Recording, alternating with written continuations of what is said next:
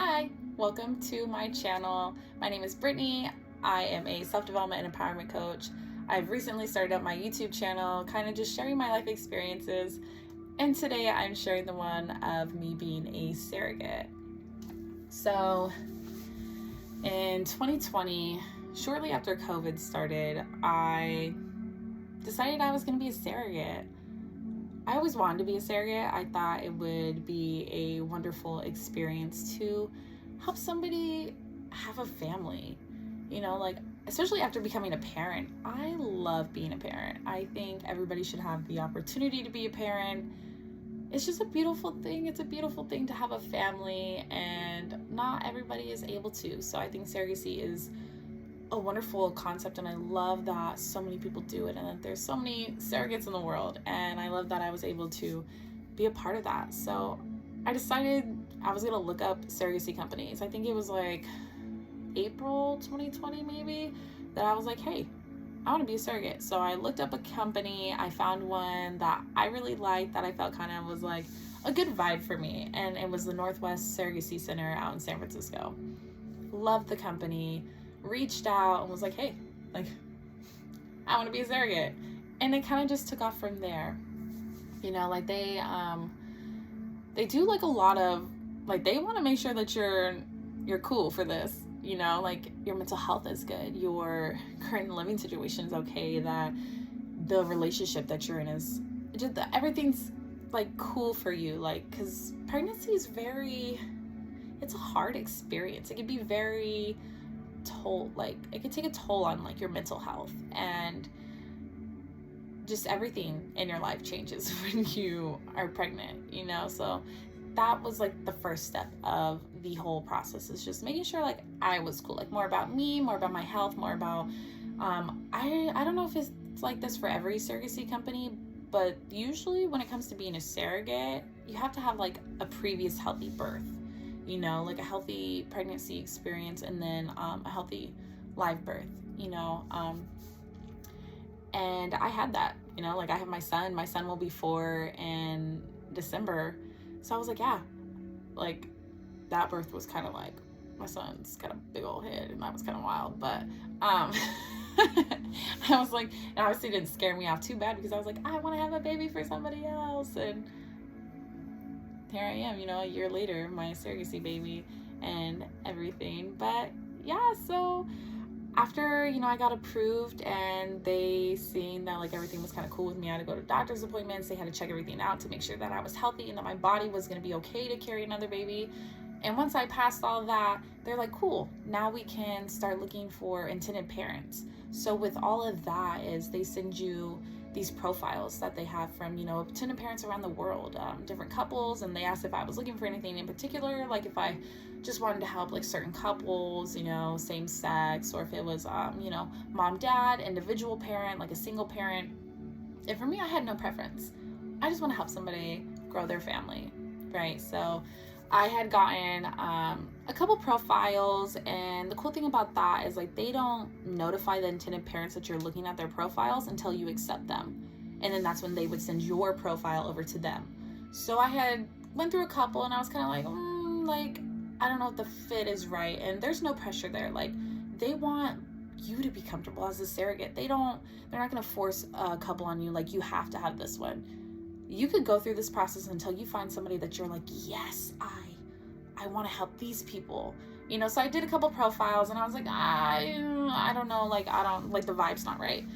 And then I came across the guy I was going to be the intended dad that I was a surrogate for, and I loved his profile. It was very I just seen he was a good person and had a beautiful heart, and just we vibed. I was I think that's the guy. I really like his profile, all of that. And during this time, I was with my son's father, who I am no longer with, different story. But and we both were yeah, this guy seems really cool. Let's go with this guy's profile. And once you accept their profile, then they send yours over. So it's okay, cool. You chose him. Now we're gonna see if he chooses you, because he could easily see my profile and be like, no, like, I don't want that girl, like, get out of here, you know. But he accepted my profile, and then the ball rolled from there. We did a Zoom meeting, because this was during COVID, so everything was virtual. So we did a Zoom meeting and kind of just seeing if the vibe was right. Like, I liked his profile, he liked mine, like, we all know how this goes, right? We did the virtual meeting, and it all just went so beautiful. Like, it was just, oh, that's bothering me. Okay, it all just went so good though. Like, the vibe was cool. Like, we were all like really just getting along well. And then once that was, like, we all just noticed like that was going so good, then we can get everything else started, is, you know, like planning, getting the hormones started. Because when you are a surrogate, you have to trick your body into pregnancy, right? Like, normal pregnancies is like usually when you're ovulating, like your body's already in that sense and stuff, so it's easier to kind of just naturally get pregnant. And then with surrogacy, you just gotta, like, you gotta trick your body into being on this track and all these things. So I think I did hormones for about like 2 months or so, 2 or 3 months. I feel like it was a long time. I got stabbed with a lot of needles. So like, we planned doing all of that, and it was a process. I want to say we started, like, I reached out to the company in April of 2020, and I want to say I didn't start doing injections until it was like maybe October of 2020. So it was like a good 4 or 5, maybe 6 months between like me actually starting and then me actually getting the injections and having like a transfer date ready and everything. Because my transfer date, like after doing the injections and everything, that was for a couple months. My transfer date was for January 11th of 2021. And yeah, the injections were brutal. If you don't like needles, then surrogacy is not, it's not for you, because you got to get injections. I had to get injections in the back of my arms. I bruise really easily, so like I just constantly had bruises all the times. And then I had to do in the top of like my butt, and that's where all my injections were. And it was just, oh, my music stopped. I guess it's fine. I was gonna put on something else. Yeah, those injections, they were, I mean, it's fine. I'm not too bad with needles, and thankfully, like, my dad was able to give me the injections, and my dad was a flight medic in the Army for like 16 years, so I was like, oh, like, he knows what he's doing. And then there was times that like my son's father had to stab me, and I was a little less confident in his stabbing abilities, but it was fine. Everything worked out fine. And so like, we did the months of hormones, and I felt so bad for everybody that was around me, because you know how we get when we're like, females are hormonal, and that was like months of like me just having additional hormones in my body. It's like, yeah, I was a little more irritable and and all. Felt so bad for everybody around me. But you know, January came along, and everything was fine. Like, my levels were cool. They're like, cool, you're ready for the transfer. You know, January 11th came along, and I was so nervous. Like, I don't know, I guess I didn't know what to expect. And you know, like, I was you know, I kept in contact with the intended dad throughout this whole process, and you know, we were on the phone like the morning of the transfer, and he was so excited. I loved the energy, because he really wanted this, you know, like, he was so excited to finally have a baby. And I loved being a part of that. Like, I'm gonna help you. And it was just like, the energy was just so good all the time between like both of us, and just the whole vibe of like, we're bringing a baby to this world, and like, this is exciting. So like, the morning of the transfer, I was so nervous. You know, I drove out to San Francisco, and it was a super fast like appointment, and you know, like, they just had to get the embryo, and you know, they had like a little, why am I blinking, like a syringe thing with like a, you know, like, they they injected the baby into me, you know. And I just had to take it easy after that, and I had like a blood test scheduled like maybe like a week and a half later, just to see if the baby took. So, you know, the 11th I had the transfer, and then I want to say you know, like, they have you do a blood test because it's more guaranteed than a at-home pregnancy test. I ended up just taking the at-home one, and I also did the blood test, so it was like through the company, like, they got the results, like, yeah, you're pregnant. But like, I was super impatient, and I was like, I need to know, like, am I pregnant? Did the baby stick? Like, what's going on here, because sometimes it won't stick. Like sometimes your body's not gonna take to it. And through the surrogacy company that I did this through, they had a Facebook community to where all the surrogates can kind of communicate with each other, past surrogates that already had the baby or new surrogates that are doing this. It was just thousands and thousands of these wonderful women that were going through these experiences, and some of them the pregnancies didn't take, or some of them, you know, like lost the baby through the first couple months, or, you know, like it was just a wonderful, loving community of just these women who get it. Like the people around you, like sometimes they don't get it, but the women in this community, they got it, and they were so supportive and so loving. And, you know, back to like the baby stuck. I took an at-home pregnancy test, and I was so excited to send it to the intended dad, because I was like, oh my gosh, like I'm pregnant. I've taken pregnancy tests before, and like I know when it's negative, you know, like obvious. So when I seen the pregnancy test was positive, I was like, I'm jumping through the roof. I was so excited. I was like, it stuck. And it didn't really hit me that I was like actually carrying this baby, you know. Even after the blood test, I was like, yay. Like the company had messaged me like, yay, you're pregnant. And I was like, yay, like I know, because I took an at-home pregnancy test, but yay, like I'm so excited. And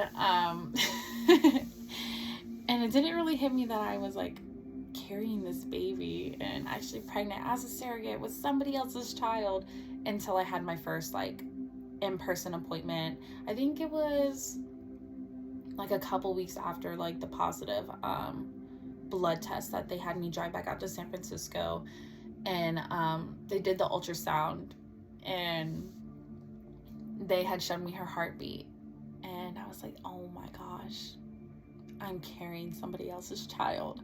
Like it is, the baby's in me, her heart is beating. This is absolutely insane. I was like, this is insane. Like it was the heartbeat that really did it for me. I was like, I'm pregnant. Like what? Like that's crazy. And then it was just cool. It was so beautiful, just carrying a baby. It's a beautiful experience, and I wish that every single person could experience that, because not all of us are able to, you know. And some women have to have surrogates because they're not able to carry a baby, and I just wish that everybody could have that experience, because it's beautiful. So the fact that I was just able to do all that, and then throughout the weeks and the months that passed by, me and the intended dad just built this beautiful friendship of, you know, like I wanted him to be a part of it as much as he could. You know, it's different when you're not there, and it's not your wife, and it's not like you can't be there to fill the belly all the time. You can't be there to have all the excitement in person, you know. Like he was over there living where he lives, and I was here, you know, living where I lived and with my family. And I try to keep him as involved as possible. Like if I felt her moving, oh my gosh, it was so hard getting her moving on camera. She's one stubborn baby. I mean, she moved all the time, but as soon as I pulled my camera out, it was like no movement. I was like, how dare you? I just want to send your father a beautiful video of you jumping around in my belly. But I sent him pictures all the time, like from the very beginning, like as my belly was growing. I just wanted him to be here and to just feel as a part of it as he should, you know. So I hope I was able to do that for him, and I hope that he really felt a part of it, you know. I've never really like asked him about it. Maybe throughout the years, like maybe I'll be able to, you know, like have that conversation, like hopefully I did enough for him, because I just wanted him to, like I said, have that experience and feel really a part of it. So I'd send him, you know, texts throughout you know, every couple of weeks, and just kept him in the loop. I sent him videos from the appointments, and if you've had a baby or if you haven't, they don't let you record in the room. Like when it comes to the ultrasounds and stuff, like, you know, liabilities and whatnot, hospitals and all that. So like they have like signs up everywhere, like no phones, no videotaping. And when I would go for my ultrasounds, I'm like, please, like this is not my baby. He can't be here for every appointment. Like we live hours apart. Like it's inconvenient. He has work. I have the appointments. Like please let me record, because this is his baby.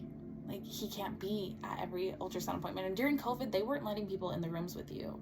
So a lot of people who even that was their baby, they weren't allowed in the room with you. And then they're still like, no, you can't record, you know, like all these things. So luckily every single ultrasound tech that I had was just like, this is a wonderful thing that you're doing. Of course you can record, you know. So I was very, very grateful for that. So I got to send him all the ultrasound videos and all the pictures of the ultrasounds and all these things. So he was a part of the whole growth of his daughter.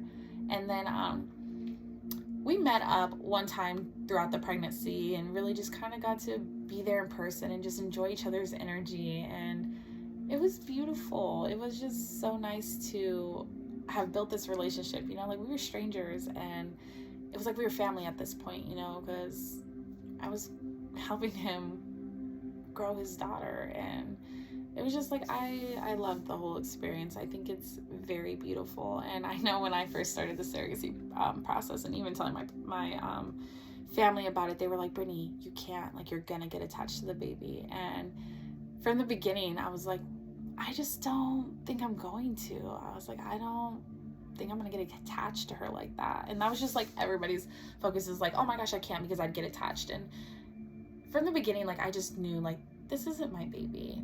Like, my baby's here with me, my sweet little son. I was like, I have my baby. Like, I'm doing this for somebody else. Like, somebody is entrusting me with this beautiful little baby, and that's my little friend. That's my wound mate. Like, I am just helping her grow until she can be on her own, you know? And I don't know, like, I just always referred to her as like my little friend. Like, this is like, I'm just helping her. Like, we're just hanging out until she's ready to go off on and enjoy her own experience. And it was just always like that. Like, I just knew, like, this isn't my baby. Like, I'm just watching her for now. And I think when it came to, like, actually, like, towards the end of the pregnancy, I was like, oh my gosh, like, I'm gonna miss her, but I just love being pregnant. Like, I do. I love being pregnant. I can't wait to be pregnant again. I mean, I can, because, like, I'm not trying to settle down with them. Anyways, being pregnant is so beautiful. I love being pregnant. And of course I was gonna miss her. Like, it's an interesting experience when you go from constantly having somebody with you at all times to just not having them with you at all. And I felt the same way with my son. Is like, when I gave birth to him, I was like, I miss having him with me everywhere I went. Like, I always had the company. And then, you know, like, when you give birth, like, you don't have that and you're just by yourself again. You're all like, this is fine, I guess. But so, like, towards the end of the pregnancy, I was like, oh, like, I'm gonna miss her. But I was so ready, one, to not be pregnant, you know, like, it's fine, pregnancy and all, but then, like, the last month or two, it's like, you can't sleep, you can't touch your toes, you can't put your shoes on, you can't see certain parts of your body anymore. Like, there's so many beautiful things that come with pregnancy, but then it's like, I kind of miss having my body back. It's a love-hate type of relationship, pros and cons, you know. Beautiful, but, like, it's also nice to just have your own body to yourself. But yeah, I was like, I'm gonna miss this, but I was ready for her to just go be with her family, you know. Like, her dad was so excited, and I know that their whole family was just so excited. Her siblings were excited to meet her, and it was nice. It was bittersweet towards the end. And, you know, like, I made it to you know, like, the very end. I think she was born a day late. Like, I think I went 40 weeks in a day, and they were gonna induce me because she was just, like, not coming out. I was not dilating enough, but it's like, she was cool. But then, you know, like, my water broke, and they tried to tell me my water didn't break, and I'm like, yo, like, you guys had to break my water the first time with my son. Like, I'm pretty sure I didn't pee myself. I'm thinking my water broke. And, you know, I, like, went to the hospital and everything, and they were like, yeah, but you're not dilating, you know, because with the intended dad, like, he wanted to be there for the birth. And I told him 100%, like, you could be there. There's no problems here. Like, this is your baby. If you want to be in the room, you can, you know. But with COVID, you know, they were very strict with who can be in the room, who can't. It's very unfortunate situations. But with how everything played out, and they're like, hey, like, you're not dilating, you know, he lived a few hours away. And I was like, well, what do I tell him? By the time I got to the hospital, they're like, oh, well, you're not going to have the baby for like at least till the morning. I think we went to the hospital a little before midnight. They're like, yeah, no, like maybe tomorrow around like 6 or 7, like we're going to have to induce you. I was like, okay, cool. Cause like, I just need to tell the dad, like, this isn't my baby. Like, he wants to be here. Like, this is really hard to try to plan this out. And they're like, yeah, just tell him in the morning. I was like, cool. Told him in the morning. Literally like 30 minutes later, they were like, yeah, like, you're dilating pretty fast. Like I had I had them give me the drugs. I was like, put it in my IV because you already know what this is. Like, I'm not doing this natural. Put the drugs in my IV. And, like, it was cool. Contractions were like nothing. I was nice all again. Or I was all nice again. I was all crazy mean. And then, yeah, like 30 minutes after the drugs wore off, I was like, yeah, guys, like, re-up me, like I'm gonna need some more of that. And they were like, oh no honey, like you're 10 centimeters dilated, the baby's coming. I was like, well guys, you told me 6 a.m. It is 30 minutes prior to when we last discussed this. And they were like, no, the baby's coming now. And I was like, well, her dad's asleep. I told him to just come in the morning. Like, what do you want me to do about this? And they were like, yeah, baby's coming, like let's go.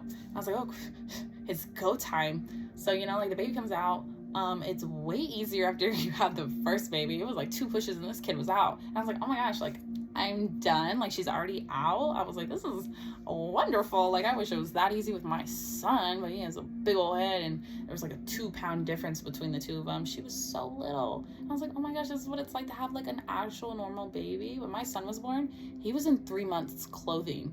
I was like, I gave birth to a freaking toddler, but she was so cute and little. And I was like, oh my gosh, like this is easy peasy. But for the first like 5 hours of her life, like her dad he wasn't there yet. So I was like, oh, like, and even the nurses and the doctors, they're all like, here's the baby. Like, what are we doing with the baby? And I was kind of like, well, like, I'm gonna have to make an executive decision. Cause they're like, well, the baby's gotta eat.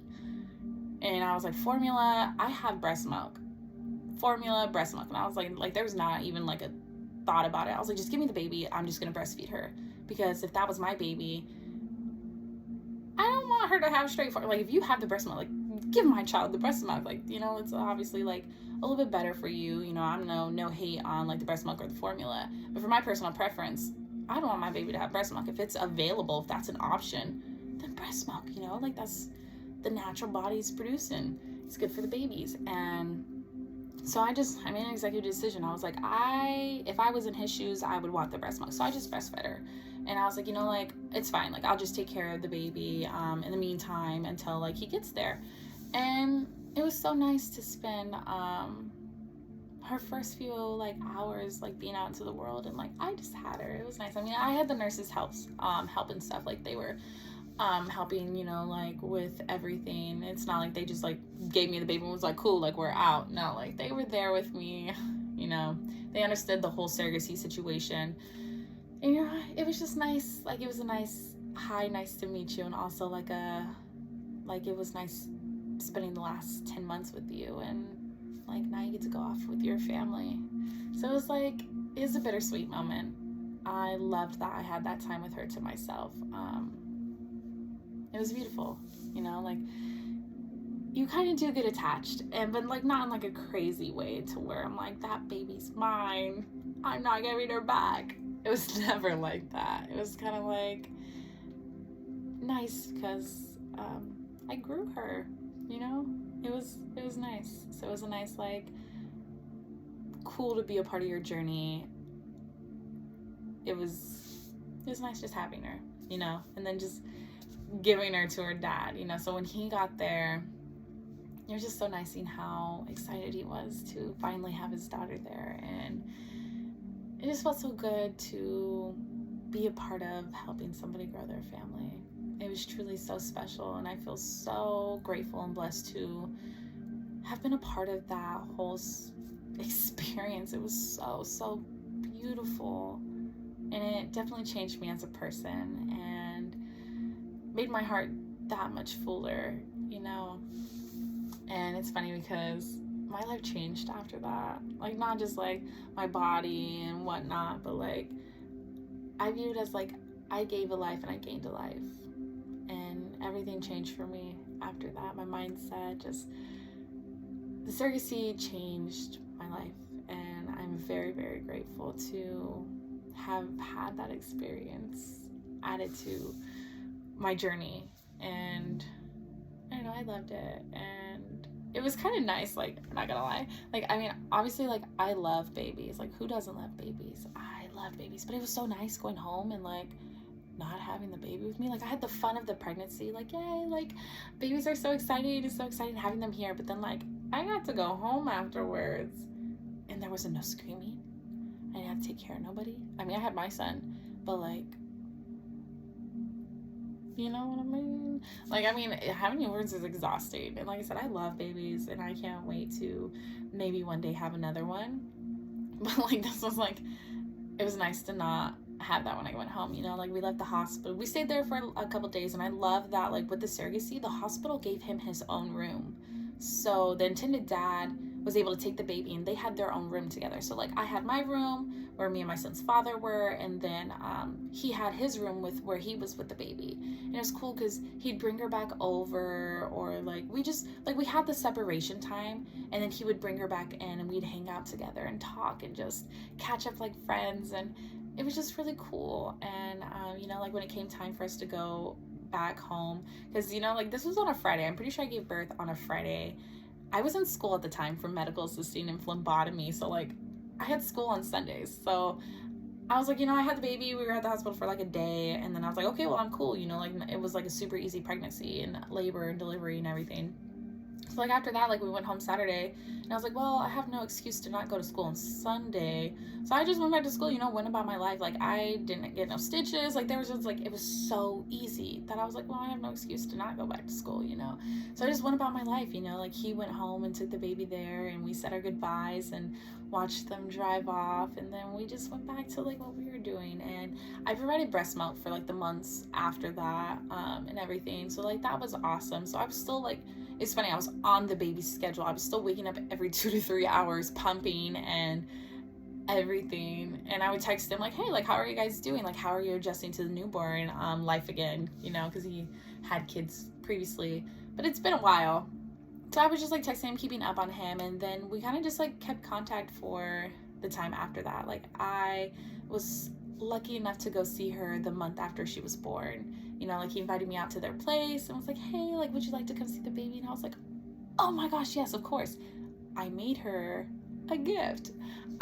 Through the end of my pregnancy, I was like trying to think of like, I want to give her something that she can remember me by, but like, what is it? I picked up making blankets, my old lady habits, and I made her a handmade blanket, and I was super extra with it. And I ordered like these little custom tags off of Etsy, and some like handmade by Brittany, and like made specially for you, and it had like the little washing instructions on the back, because I was like, I don't want this blanket to get destroyed. And I was like, might as well just put how to take care of it on the back, right? So like, this is my first blanket I ever made, and it was kind of like wonky looking a little but like, it was made with love. I made it with love. I took on a new hobby of creating and making blankets, because I'm like, I want my surrogacy baby to have one. So I did that. I made her a blanket, and when I went and I seen her for the, you know, like, after she was born, you know, a month later, I brought her the blanket, and like, he loved it, and hopefully they keep it for her life, and, you know, like, she'll have it when she gets older, and like, when she's old enough to understand the whole process. Like, that would be so awesome. Like, your surrogate, like the one who carried you, like, she made this for you. So I don't know how that's gonna go. Hopefully, like, that's how it's playing out in my head. It's like, she's gonna have this blanket forever, she's gonna love it. But who knows? I don't know how this is gonna play out. But yeah, so throughout this whole past year, like, I've been very fortunate enough to be able to keep in contact with them. He's FaceTimed me, sent me videos, pictures. I've kind of just like checked in every few months or so. Like, I'm not like one to like bug all the time, like, send me pictures of the baby. It's kind of like, hey, like, how are you guys doing? So like, I just check in every like 3 or 4 months, you know, like, just to show like I still think about them and I still care, you know, like, that was a part of my life, and like, I still care about them. Like, they're kind of like a part of my family. And so like, it was just cool that I was fortunate enough to have a intended dad that allowed me to be a part of her life still, because a lot of them don't. Like, through that Facebook group that I was talking about, the community where all the surrogates get together and they talk, a lot of the surrogates, were like hurt and had like false expectations, because sometimes the parents will tell you like, yeah, of course you can have contact with the baby, and then after the baby's born, they cut all ties with you and you never get to see the baby again. And sometimes like that's hard for people, because when you do the contracts and you first do the matching, like that's what a lot of the surrogates kind of want, is like to be a part of the baby's life, you know. And from the beginning, I just was very honest about it, like whether you choose to or choose not to allow me to be in the baby's life, like I'm not going to take it personal, because like I said, this isn't my baby. This is his baby, his bloodline. This is his life. I was just able to be a part of it.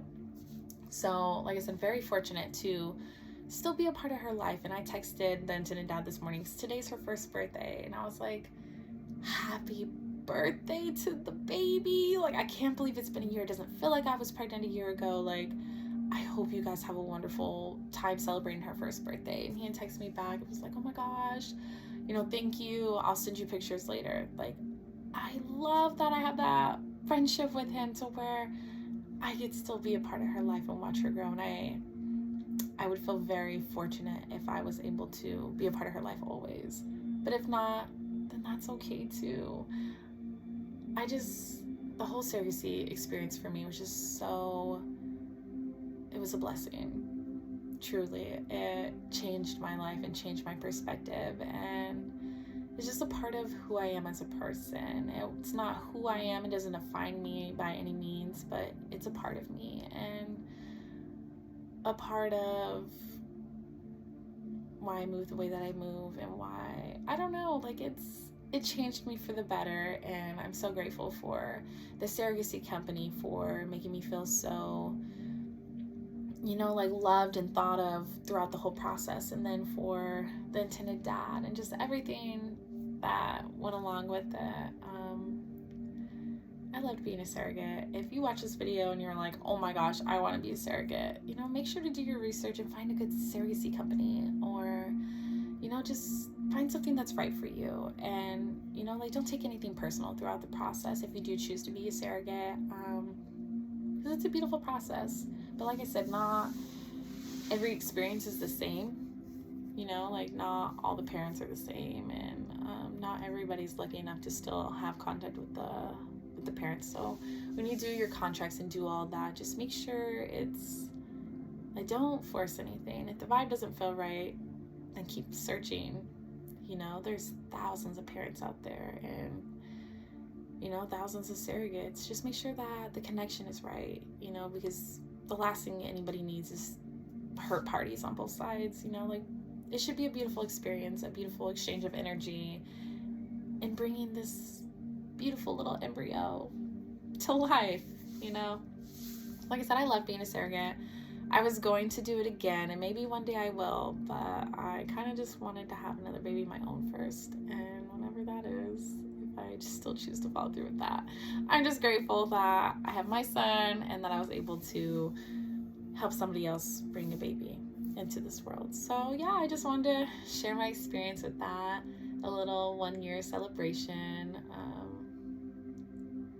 It's a beautiful experience. I love being a surrogate. If you watch this and you have any more questions and just kind of want to know more, feel free to message me. You can message me on my Instagram, or however you choose to maybe comment on this video. I don't know. Find a way to get a hold of me. And you can 100% ask me more questions about it, more about the injections, more about the contracts, more about like how the pregnancy was for me in total. I really don't mind sharing all of that stuff. I feel like I'm very honest, open book. All of that's fine, you know. But yeah, so thank you if you stayed and watched this whole video on me just sharing that experience. And yeah, just have a wonderful rest of your day and enjoy the month of October, spooky season. And yeah, thanks for being here. I appreciate it.